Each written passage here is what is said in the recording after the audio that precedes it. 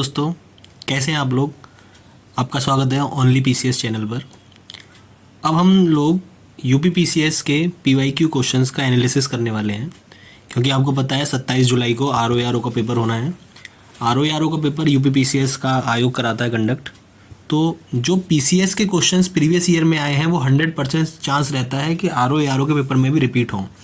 Direct question नहीं repeat होते हैं तो उनकी तरह क्वेश्चन रिपीट हो जाएंगे, इसलिए ज़रूरी हो जाता है कि हम प्रीवियस ईयर के क्वेश्चंस को बहुत अच्छे से एनालिसिस करें। ये हम एक सीरीज़ शुरू करने जा रहे हैं। इस सीरीज़ में हम 1991 से लेकर 2024 तक जितने भी पीसीएस में क्वेश्चन आए हैं सारे क्वेश्चंस को हम टॉपिक वाइज, जैसे हिस्ट्री के, ज्योग्राफी के, इस तरीके से टॉपिक वाइज सारे क्वेश्चंस का हम एनालिसिस करेंगे, उनको अच्छे से समझेंगे और प्रैक्टिस करेंगे। और हम ये भी देखेंगे कि उन टॉपिक्स में डिटेल्स में पढ़ के देखेंगे और क्वेश्चंस क्या आ सकते हैं। ठीक है, चलिए शुरू करते हैं। तो ये 1991 के पेपर के सीरीज़ है। 1991 के जो पेपर हुआ था 1991 में, उसमें जो क्वेश्चंस आए उनको हम करते हैं। सबसे पहला क्वेश्चन आप देख पा रहे हैं कि जो वर्ड सत्यमेव जयते है ये हमने कहाँ से लिया है।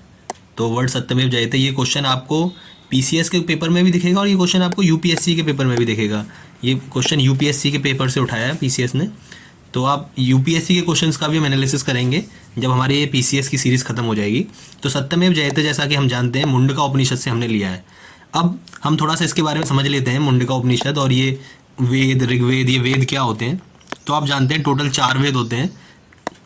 ठीक है, ऋग्वेद, यजुर्वेद, सामवेद, अथर्ववेद, ये 4 वेदों में इन वेदों में एक सेकेंड, हमारे वेदों के बाद क्या आते हैं? ब्राह्मण के बाद आरण्य के बाद उपनिषद होते हैं। ठीक है, सबसे पहला वेद है हमारा, सबसे पुराना वेद ऋग्वेद। ठीक है, ऋग्वेद के 2 ब्राह्मण्य हैं, वो कौन कौन से हैं? ऐतरेय और कौशितकी। ठीक है, ऋग्वेद है, ऋग्वेद के अंदर आते हैं ब्राह्मण, 2 हैं ऐतरेय, कौशितकी। उसके भी फिर 2 आरण्य हैं, आरण्य वो भी सेम है, ऐतरेय, कौशितकी। और उपनिषद भी 2 हैं, वो भी ऐतरेय और कौशितकी है। तो बहुत आसान है ऋग्वेद के ब्राह्मण्य, आरण्य और उपनिषद याद करना। हर वेद के अपने ब्राह्मण्य, आरण्य, उपनिषद हैं। तो ऋग्वेद के 2 ब्राह्मण्य वो कौन से हैं? ऐतरेय और कौशितकी। आरण्य भी वही सेम है, ऐतरेय, कौशितकी। और उपनिषद भी वही सेम है, ऐतरेय और कौशितकी। इसके बाद हमारा यजुर्वेद है। यजुर्वेद हमारा 2 पार्ट में डिवाइडेड है, शुल्क यजुर्वेद और कृष्ण यजुर्वेद। ठीक है, शुल्क यजुर्वेद और कृष्ण यजुर्वेद।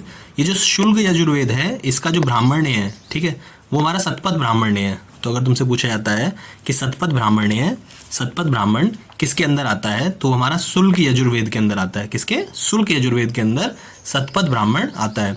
उसके बाद इसका जो आरण्य है, आर्यणक है, वो कौन सा है?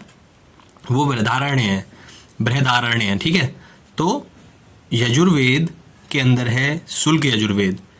शुल्क यजुर्वेद का जो आरण्य है, आरण्यक है, वो कौन सा है? बृहदारण्यक। इसके बाद इसके जो उपनिषद हैं वो 2 हैं, बृहदारण्यक और ईश उपनिषद। बृहदारण्यक और ईश उपनिषद। इसके बाद हमारा कृष्ण यजुर्वेद है। तो कृष्ण यजुर्वेद का जो ब्राह्मण है वो है तैतरेय ब्राह्मण। तो कृष्ण यजुर्वेद के अंदर एक ब्राह्मण है तैतरेय, और इसके अंदर 2 आरण्यक हैं, तैतरेय और मैत्राणी। तैतरेयक और मैत्राणी। इसके अंदर 4 वेद उपनिषद हैं। ठीक है, जो हमारा कृष्ण यजुर्वेद है उसके जो उपनिषद हैं, 4 उपनिषद हैं, तैतरेयक, मैत्राणी, श्वेतस्वर और कठो। ठीक है, तो अगर तुमसे कभी पूछा जाता है कि कठो उपनिषद किसके अंदर आता है, तो कृष्ण यजुर्वेद के अंदर आता है। श्वेतास्वर किसके अंदर आता है, तो कृष्ण यजुर्वेद के अंदर आता है। मैत्राणी, तैतरेय, ये किसके अंदर आते हैं, तो कृष्ण यजुर्वेद के अंदर आते हैं। तो हमने 2 वेद कर लिए, ऋग्वेद और यजुर्वेद। यजुर्वेद के 2 पार्ट हैं, शुल्क यजुर्वेद और कृष्ण यजुर्वेद। ठीक, इसके बाद है हमारा सामवेद। तो सामवेद में हमारे 7 ब्राह्मण हैं, सामवेद के 7 ब्राह्मण। और कौन कौन से हैं? पंचविश, टंडेय, षड्विश, छंदोग्य, देवत, वंश और जैमिनीय। ठीक, तो सामवेद है, तीसरे नंबर पे हमारा सामवेद। सामवेद के अंदर 7 ब्राह्मण हैं, वो हमने पढ़ लिए। इसके बाद इसके अंदर 3 आरण्यक हैं, कौन कौन से? छंदोग्य, जैमिनीय, केन। ठीक है, छंदोग्य, जैमिनीय, केन, ये 3 आरण्य हैं। और इसके जो दो उपनिषद हैं वो छंदोग्य उपनिषद और केन उपनिषद। आसान है, जो जो उपनिषद हैं वही हमारे इसके आरण्यक हैं। तो छंदोग्य आरण्यक और जैमिनी आरण्यक और केन आरण्यक, वही उपनिषद भी हैं, छंदोग्य और केन उपनिषद। इसके बाद आता है हमारा अथर्ववेद। अथर्ववेद का जो ब्राह्मण है वो गोपद ब्राह्मण है। तो ये बहुत बार क्वेश्चन आया है, आप अगर घटना चक्र के पेपर्स उठा के देखेंगे तो आपको गोपद ब्राह्मण ने बहुत जगह देखने को मिलेगा। तो गोपद ब्राह्मण ने किसका ब्राह्मण है? तो अथर्ववेद का है। इसका कोई भी आरण्यक नहीं है। इसके 3 उपनिषद हैं, प्रश्न उपनिषद, मुंडक उपनिषद और मांडुक्य उपनिषद।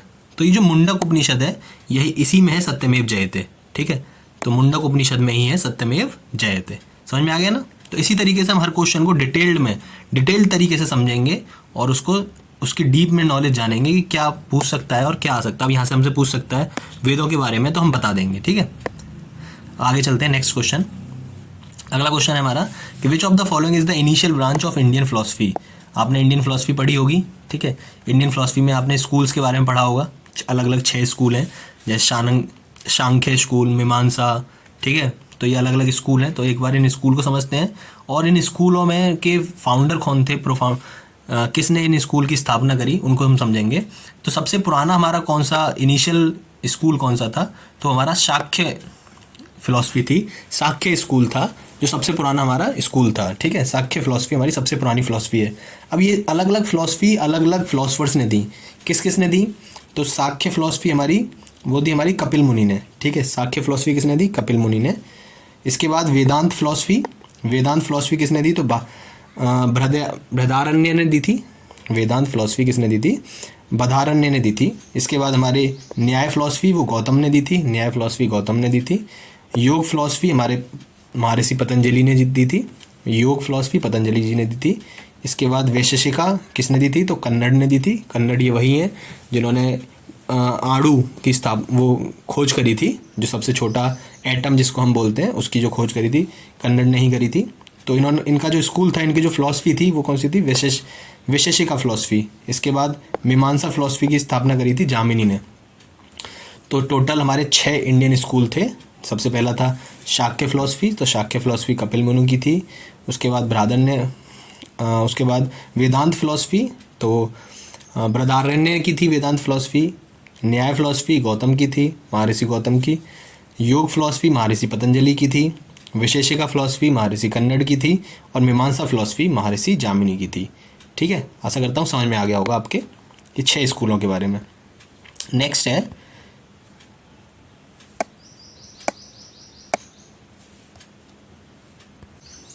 नेक्स्ट क्वेश्चन है हमारा कि बुद्धा की टीचिंग किससे संबंधित थी? Buddha's teaching are related to. अगले ऑप्शन है उसके self respecting dispute, brahmacharya, religious ritual और चौथा practice and sanctity of conduct. तो बुद्धा की जो टीचिंग थी वो किससे संबंधित थी? वो practice and sanctity of conduct से संबंधित थी। तुम प्रैक्टिस करो, कोशिश करो, करते रहो लगातार। तो वही वो कहते थे। मध्यपाद की बात करिए गौतम बुद्ध ने, तो उसमें ही प्रैक्टिस के ऊपर मेन फोकस दिया गौतम बुद्ध ने। तो उस पर हमारी मेन फोकस था गौतम की फिलॉसफी का, बुद्धा जी की फिलॉसफी का। अगला क्वेश्चन है हमारा, अगला क्वेश्चन उठाते हैं अपना कि which ruler has won Malwa Gujarat and Maharashtra for the first time. कौन सा वो राजा था जिसने सबसे पहली बार मालवा गुजरात और महाराष्ट्र को जीता? तो ऐसा कौन सा राजा था जिसने सबसे पहली बार मालवा गुजरात और महाराष्ट्र को सबसे पहली बार जीता? तो वो था हमारा चंद्रगुप्त मौर्य।